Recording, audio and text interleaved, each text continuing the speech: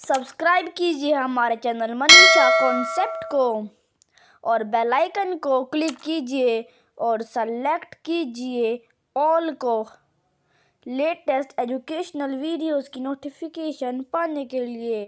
Very good morning class 12। देखिए अभी तक हम कर चुके हैं प्रैक्टिस सेट 5 और अब हम करेंगे 6, that is according to CBSE it is third practice set. So let's start. Student, यहाँ पर हमारा सेक्शन ए स्टार्ट होता है और इसमें पहला क्वेश्चन रहेगा, खाद्य पदार्थ जो किसी विशिष्ट आवश्यकता वाले व्यक्ति के लिए तैयार किए जाते हैं और बीमारी के अनुसार केवल डॉक्टरी नुस्खे पर ही उपयोग किए जा सकते हैं, उनके नाम बताइए। तो देखिए यहाँ पर ध्यान दीजिए कि डॉक्टरी एडवाइस के बाद ही ये दिए जाते हैं, तो इट मीन्स ये मेडिकल से रिलेटेड है। तो यहाँ पर आंसर होगा आपका घ मीन्स चिकित्सा खाद्य पदार्थ, यही है हमारे जो डॉक्टरी एडवाइस पर दिए जाते हैं।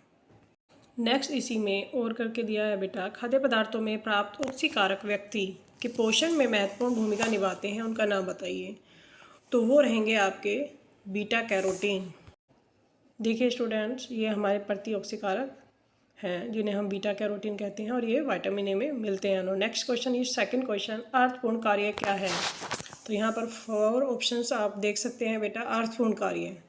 तो इसका आंसर होगा आपका घ मीन्स पूरी जिम्मेदारी के साथ किया जा कार्य है और मानसिक संतुष्टि प्राप्त हो, वो आपका अर्थपूर्ण कार्य है। Now next question is third question, अतिथि चक्र के चरण इस प्रकार हैं, आगमन पूर्व डैश कमरे पर आधिपत्य और प्रस्थान। तो इसमें सेकंड अतिथि चक्र में कौन सा स्टेप रहेगा। देखिए आगमन पूर्व के बाद आपका आगमन आएगा, फिर कमरे पर आधिपत्य और फिर प्रस्थान आएगा, ये आपका अतिथि चक्र में आता है। Next question students, fourth question dash धुलाई घर में वस्त्रों की इस्त्री पर विशेष ध्यान नहीं दिया जाता।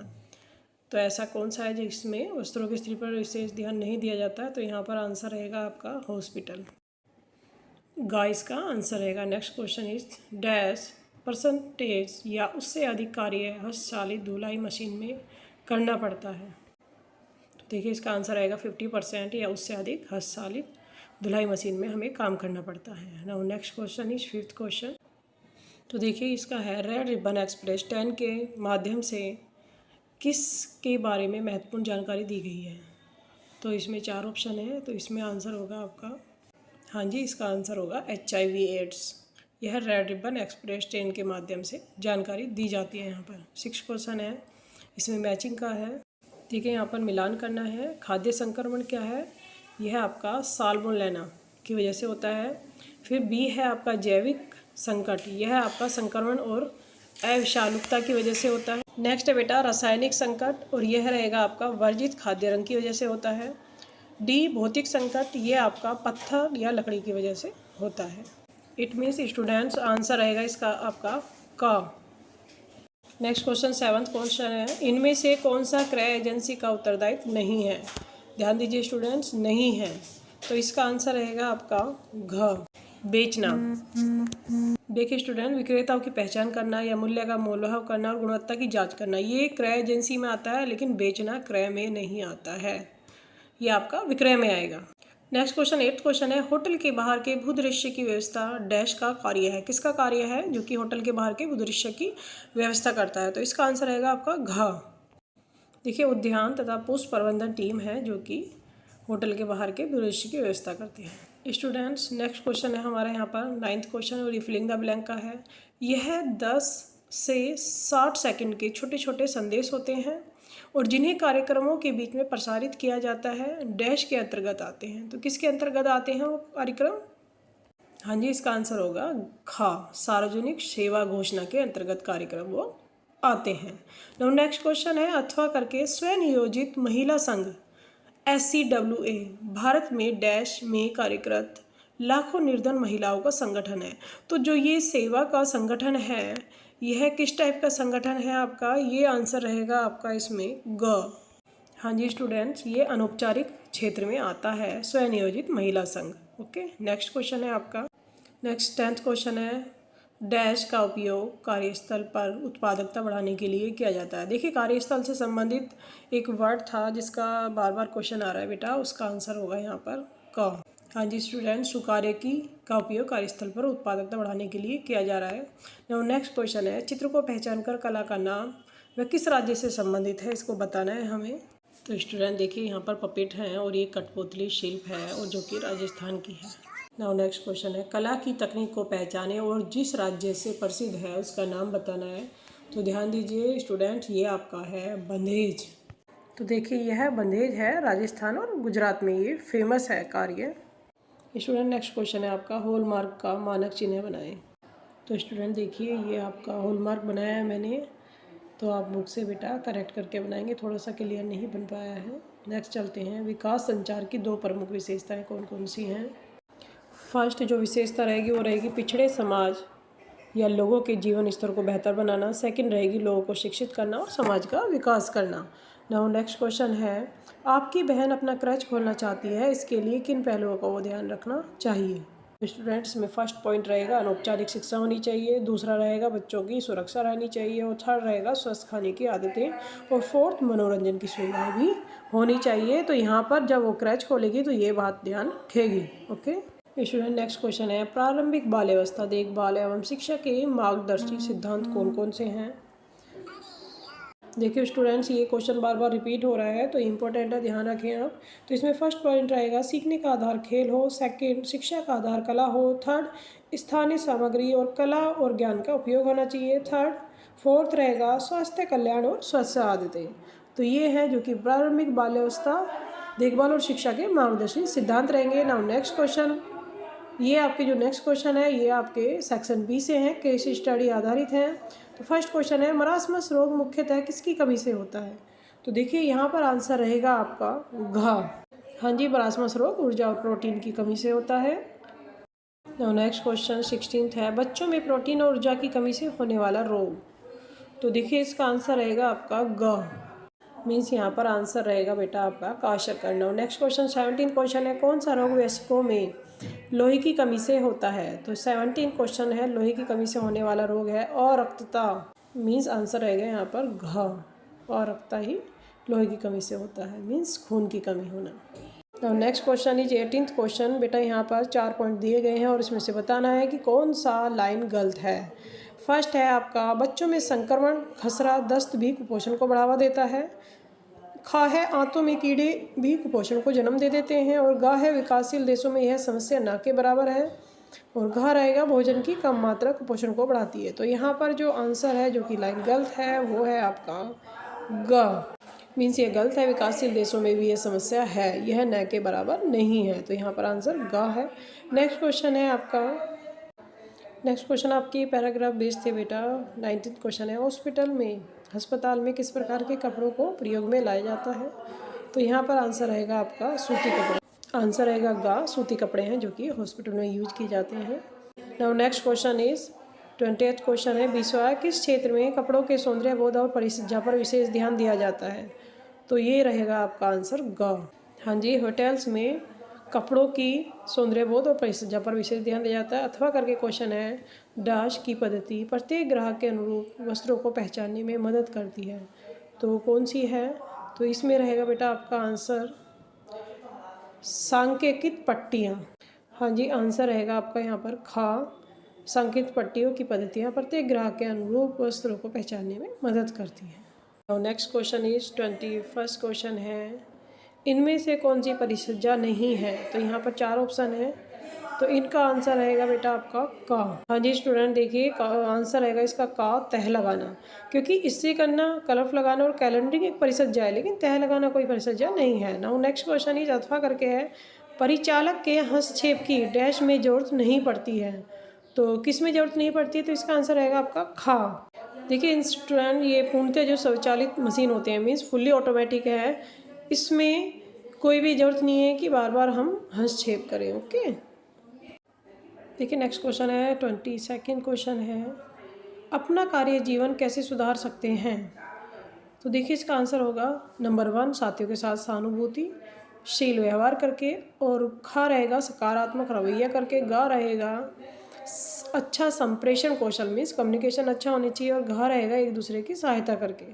स्टूडेंट्स, इस तरह से हम अपना जीवन सुधार सकते हैं। नाउ नेक्स्ट क्वेश्चन अथवा करके है, एक समझदार और योग्य प्रबंधक किस प्रकार उत्तम कार्य परिवेश उपलब्ध करा सकता है। मतलब ये जो आपका योग्य प्रबंधक रहेगा किस तरह से अच्छा कार्य करके अपना एक अच्छा परिवेश उपलब्ध करा सकता है। तो देखिए इसमें आंसर रहेगा नंबर 1 है, प्रत्येक कर्मचारी की आवश्यकता का ध्यान रखा जाए। सेकंड रहेगा निष्पक्ष सबके साथ व्यवहार हो। और थर्ड रहेगा एक सुरक्षित कार्य परिवेश उपलब्ध कराए। और फोर्थ रहेगा नौकरी को सुरुचिपूर्ण बनाकर टीम भावना विकसित करें। स्टूडेंट 23rd क्वेश्चन है, नैदानिक पोषण विज्ञान में आप किस प्रकार अपनी जीविका के लिए क्षेत्र चुन सकते हैं। तो देखिए नैदानिक पोषण जैसे कि आपको पता है कि ये आपका चिकित्सा से संबंधित है। तो देखिए इसमें नंबर 1 रहेगा अस्पताल या स्वास्थ्य संस्थान में आहार विशेषज्ञ की तरह कार्य करके। सेकंड रहेगा स्वास्थ्य क्लब में सलाहकार की तरह से कार्य करके। और व्यायामशाला में सलाहकार के रूप में कार्य कर सकते हैं हम। और नेक्स्ट पॉइंट रहेगा शिक्षण और शैक्षिक संस्थान में भी कार्य कर सकते हैं और शोध संस्थान में भी हम कार्य कर सकते हैं। Now next question is 24th question है, छिपी भूख से आप क्या समझते हैं। देखिए स्टूडेंट्स कई क्वेश्चंस हैं जो कि बार बार रिपीट हो रहे हैं, तो ध्यान दीजिए बेटा, वो इंपॉर्टेंट है, उन्हें अच्छे से लर्न करना है। देखिए छिपी भूख क्या है, इस शब्द का प्रयोग सूक्ष्म पोषक तत्वों की कमी के लिए किया जाता है। फॉर एग्जाम्पल देखिए जैसे लोहा, vitamin A, iodine, zinc, vitamin B12, folic अम्ल या कैल्शियम, विटामिन डी और राइबोफ्लाविन की कमी।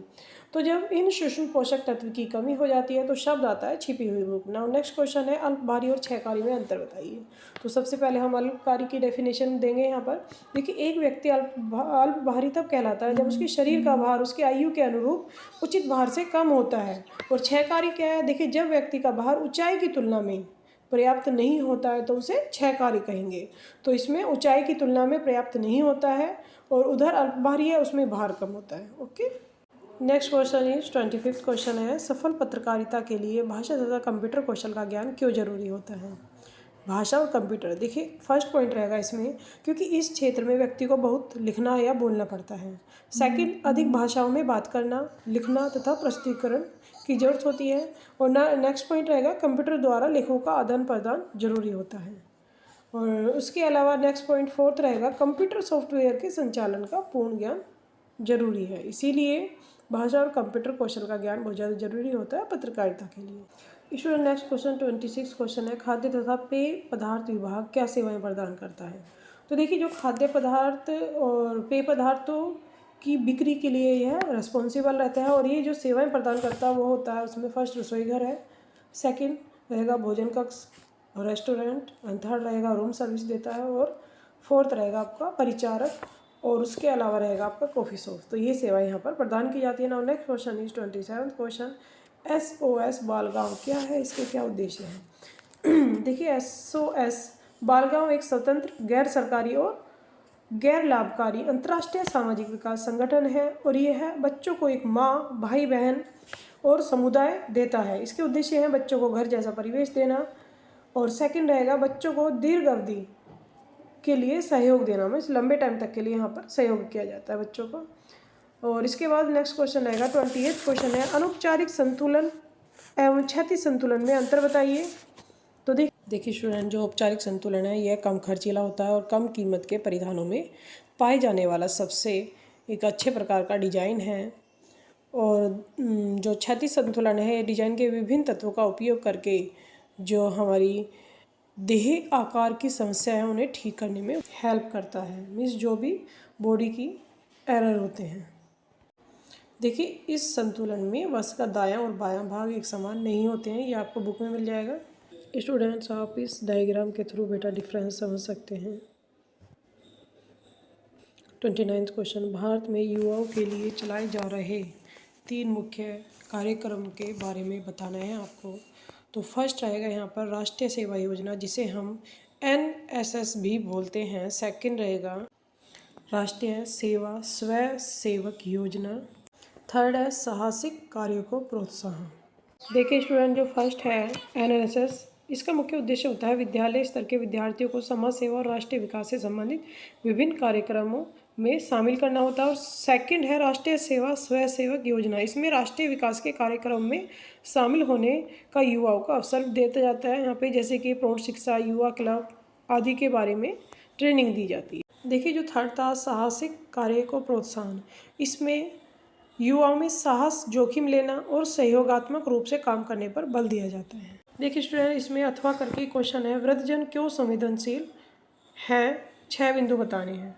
तो देखिए फर्स्ट रहेगा क्योंकि वृद्धजन निम्न कारणों से संवेदनशील हैं। अक्षमताएं जैसे दृष्टि कमजोर होना।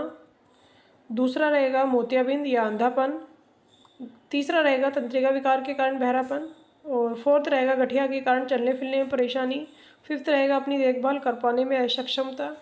और सिक्स रहेगा अकेलेपन की पीड़ा और पृथक्करण। और सेवन्थ रहेगा कुछ आर्थिक रूप से युवा पीढ़ी पर निर्भर होना।